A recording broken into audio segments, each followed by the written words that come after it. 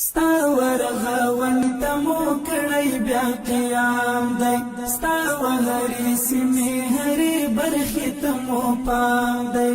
بیل مکړې څومره ککرې درته له تنا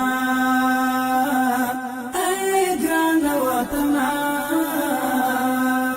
محترم الحاج ملا عبدالغنی برادر آخوند په خپل کاري دفتر کې له یو شمېر ملي پانګوالو او سوداګرو سره وکتل. دغو پانګوالو او سوداګرو وویل دوی چمتو دي چې افغانستان ته د نفتي موادو او مایع ګاز د واردولو او پروسس، د ډبرو سکرو د استخراج او هرات له لارې ایران او عربي هیوادونو ته د صادرولو، په ټولو ولایتونو کې د نفت او ګازو دولتي شرکت د تیل پمپونو پر معیاري کولو او بیا رغونه او همداراز د کابل هوایي ډګر د تیلو ذخیرو د عصري کولو په برخه کې پانګونه. محترم الحاج ملا عبدالغنی برادر آخوند د یادو ملي پانګوالو او سوداګرو له دغه اقدام ستاینه وکړه او هغوی ته د هر ډول همکارۍ اطمینان ورکړ او ټولو اړوندو ادارو ته یې امر وکړ چې د دې کارونو په تسهیلولو کې جدي اقدامات وکړي څو د افغانستان اقتصادي وضعیت ښه شي او هیوادوالو ته مو د کار زمینه برابر شي.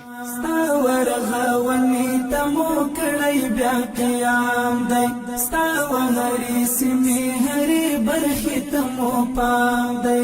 بیل مکړې څومره ککرې درته له تنا